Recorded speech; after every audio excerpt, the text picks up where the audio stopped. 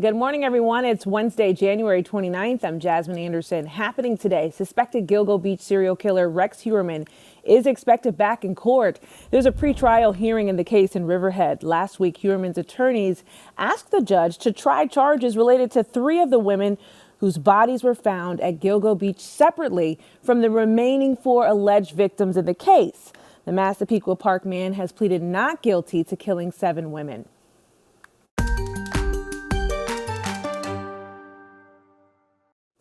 Fear is spearing in communities across the island as President Trump's crackdown on illegal immigration continues. Some people are now afraid to leave their homes. Macy Egland has a story you'll see only in Newsday. This sacred space, a sanctuary for many, now feeling less safe for some immigrants living on Long Island, especially those living here illegally. This after President Trump declared ICE agents could now enter schools, houses of worship, and hospitals, spaces they had been barred from since 2011. Now is our life change. We are scared to go to the shopping. Hector Mendez, a lay leader at St. John the Evangelist Roman Catholic Church in Riverhead, says some people have been afraid to leave their homes, even to come to church. We spoke to 2 parishioners who asked us not to reveal their identities.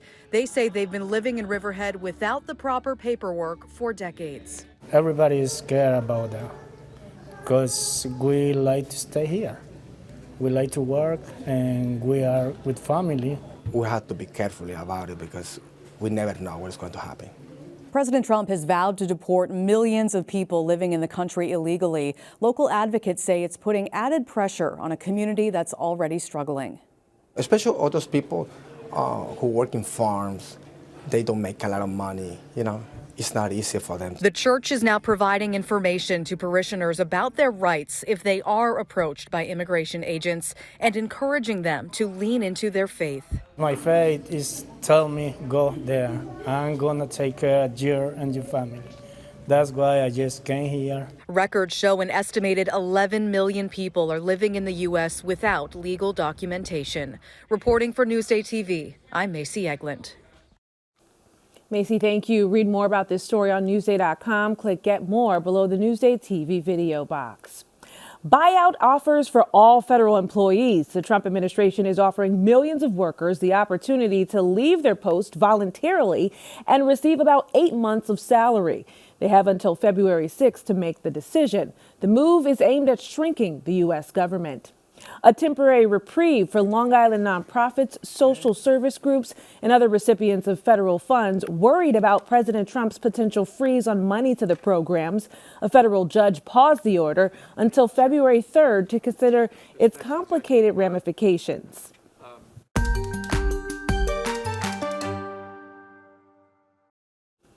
Only in Newsday, a Long Island family living without heat for months. Now their landlord is facing charges. Andrew Anger explains. With temperatures dangerously low, imagine if your home has no heat. It's a situation that Xiomara Mejia and her family lived through for several months, battling with her landlord before Newsday investigated. La temperatura acá empieza a caer más frío. Xiomara, her husband, and 3 children rented this home in Wyandanch in June of last year from landlord Jared Samuel. Xiomara says after moving in, they lost hot water and heat.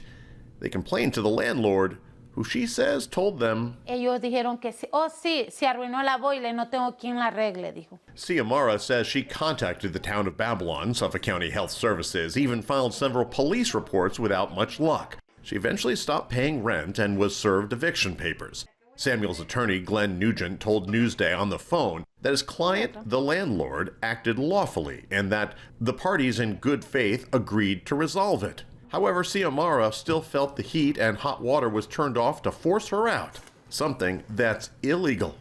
Eventually, after Newsday started asking questions, Suffolk County Police did charge landlord Jared Samuel with unlawful eviction, a criminal misdemeanor, when he showed up to 2nd District Court here in Lindenhurst for a hearing. Real estate attorney Andrew Lieb says landlord-tenant issues can be complicated, but he emphasizes that in an emergency, when a basic service like heat that a landlord must provide, your best bet is to get in front of a judge. If they're not giving you heat the first place, the last place, the middle place you go, is get your fanny over to the courthouse and make sure you get the judge to order that you get that heat turned back on. The Mejia family eventually settled in court with their landlord, and the heat is back on. But they will be moving out soon and are looking for another home. Xiomara says the entire experience has made her very uneasy. Se suponía que acá íbamos a tener paz, viviendo con paz. Pero en estos momentos, de estos 6 meses para acá, hemos sentido esa zozobra nuevamente. Y no es fácil. Andrew Enger, NewsdayTV. Andrew, thank you. The Suffolk Police Department tells Newsday that it is now retraining its officers about New York State tenant eviction laws. Read more about this story on Newsday.com. Click Get More below the Newsday TV video box. Upgrades are coming to the Floral Park Belrose School District. Residents approved a nearly $20 million bond last night that will help pay for a new heating system and other infrastructure upgrades. It will cost the average homeowner about $66 more a year in taxes. A longtime volunteer firefighter is suing an Oyster Bay Fire Company, claiming he was suspended illegally. Joseph Minikasi Jr. says Oyster Bay Fire Company number 1 suspended him for speaking about his disability, but the fire department's lawyer says Minikasi was suspended because he was charged with violations including violent behavior. Minikasi has been with the company for 28 years. Celebrations across the globe and here on Long Island today for Lunar New Year. It's an ancient tradition rooted in China that marks the first new moon of the year. This is the year of the snake. You can see the list of local events on Newsday.com. Click Get More below the Newsday TV video box.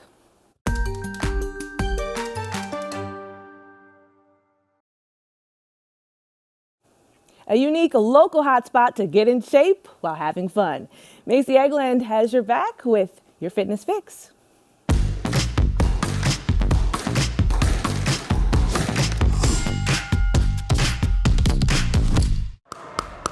They're not ready for this heat. Boom! Come on!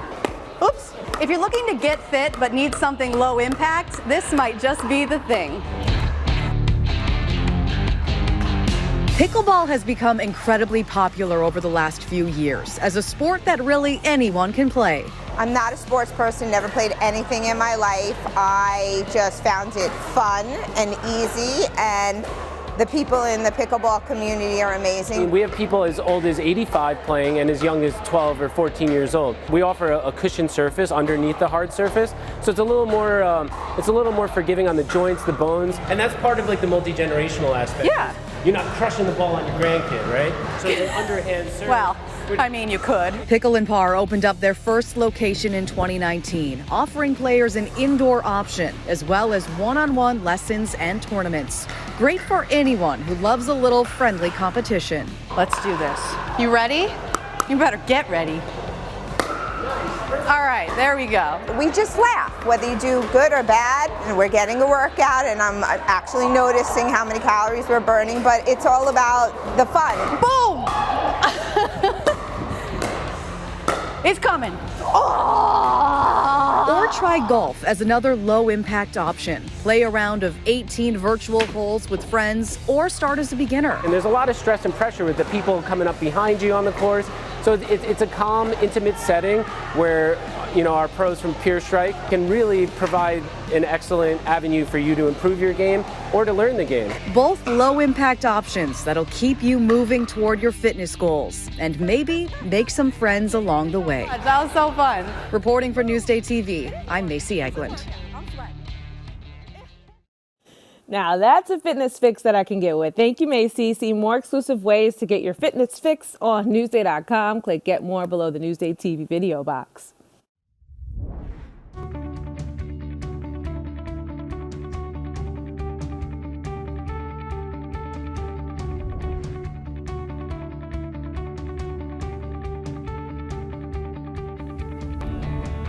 It's a windy Wednesday out there, but I do have some good weather news for you. Let's talk about it. Wind advisory in effect until 10 o'clock tonight, but we are warmer than yesterday with highs in the upper 40s with a slight chance for rain and snow. Tomorrow, sunny with highs in the mid 30s. Still grab a coat and your favorite sweater. Here's a look at your 7-day forecast.